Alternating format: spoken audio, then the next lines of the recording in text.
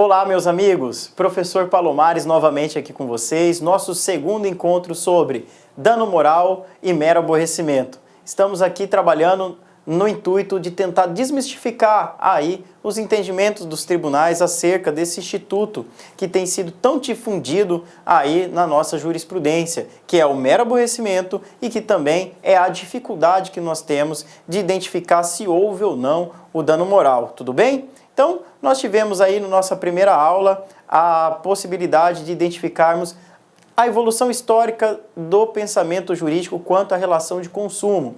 Nós viemos lá da década de 60 com o discurso de John Kennedy, trazendo a informação de que consumidores somos todos nós, e conseguimos identificar que o Código de Defesa do Consumidor tem status constitucional pelo fato de ser a defesa do consumidor um direito fundamental individual e coletivo, além de ser princípio da ordem econômica, conforme artigo 170, inciso 5º da Constituição Federal. Então, feito esse breve apanhado aí de que é ser um direito fundamental, de entender toda a sistemática do Código de Defesa do Consumidor, nós vamos começar a trabalhar aqui o seu elemento crucial, que é tentar entender o que é um consumidor, o que é um fornecedor, e depois, identificado essas duas figuras, nós vamos trabalhar o que é um produto, o que é um serviço e enquadrar uma relação de consumo para que aí sim possa recair sobre essa relação a incidência do Código de Defesa do Consumidor.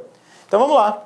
Bom, nós temos lá no artigo 2º do Código de Defesa do Consumidor o conceito de consumidor lato sensu, tá?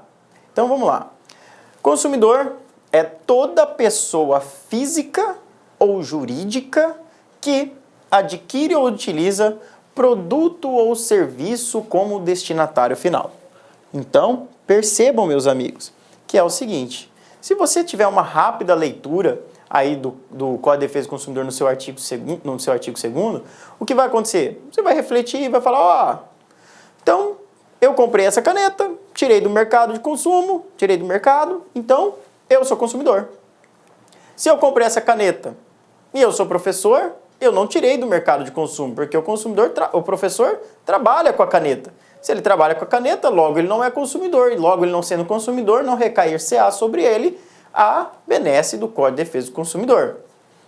E é aí que entra o professor Palomares para te explicar as grandes teorias acerca do conceito de consumidor, que são adotadas pelos nossos tribunais, assim como desmistificar a questão do consumidor bystander, ou seja, o consumidor por equiparação.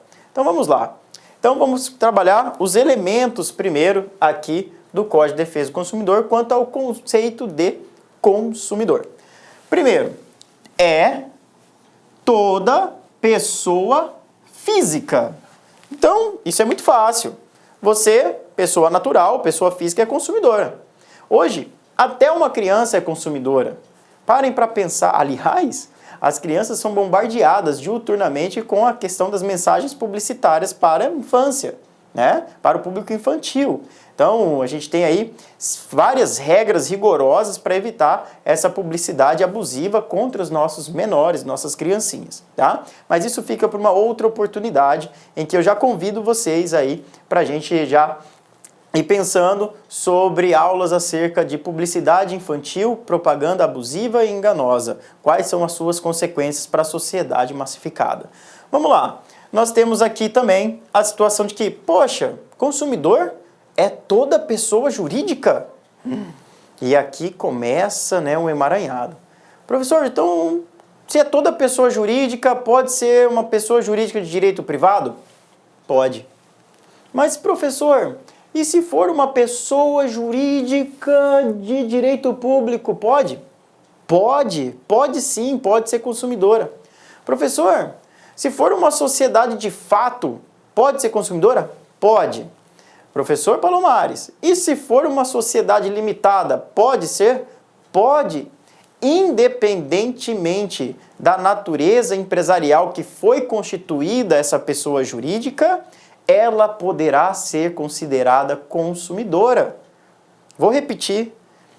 Toda pessoa jurídica é consumidora independentemente da sua constituição empresarial, podendo ser uma microempresa, uma empresa de pequeno porte, uma empresa limitada, uma sociedade de economia mista, uma pessoa jurídica de direito público, uma pessoa jurídica de direito privado, uma empresa pública, uma empresa privada, uma autarquia, um órgão, um ente e assim sucessivamente.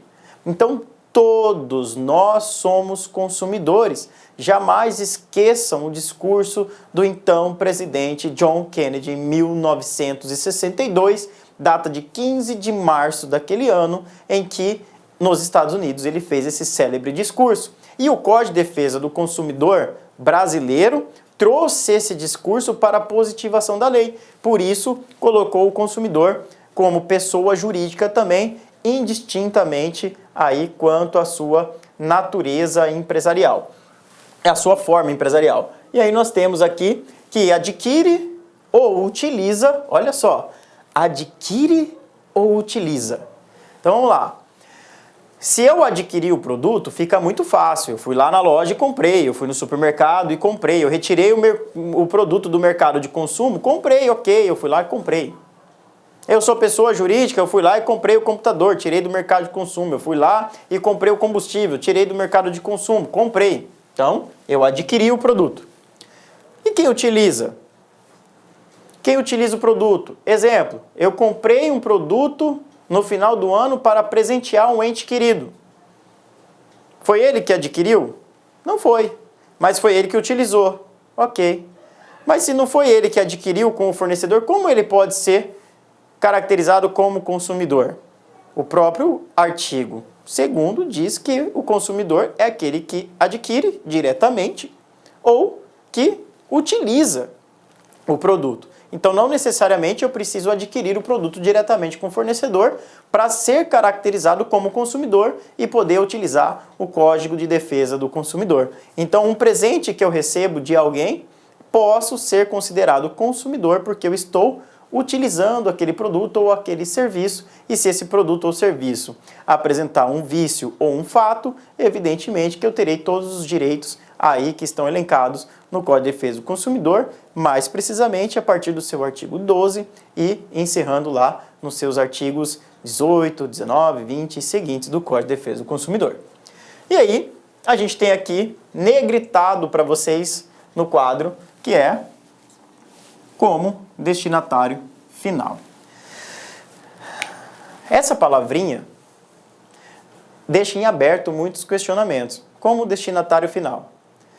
Destinatário final pode ser aquela pessoa que, o quê? Retira o produto do mercado. Retira aquele produto da circulação. O produto não volta para o mercado. Então, destinatário final da cadeia de produção. Mas não diz nada se eu posso transformar esse produto que eu retirei da cadeia de produção em insumo da minha atividade, transformando-o em outro produto e, evidentemente, ou uma prestação de serviço que vai oferir renda à minha atividade principal. Exemplificando, sou advogado, sou professor, preciso de computador para poder fazer as petições, para poder escrever meus livros e minhas aulas. Então, se eu retiro esse computador da cadeia de fornecedores, então eu sou destinatário final desse produto. Mas perceba, eu faço minhas petições para defender direito alheio e ganhar honorários. Evidentemente, faz parte da minha atividade finalística aquele produto. Logo, seria um insumo. E sendo insumo, eu não poderia ser caracterizado como consumidor. Isso pela teoria finalista. Tá? Nós vamos aprender essas teorias. Mas, graças ao desenvolvimento aí da evolução jurídica, do pensamento jurídico, né, de teses, nós temos várias teses que podem sim trazer a luz aí do Código de Defesa do Consumidor para essa relação que eu acabei de dizer para nós aqui.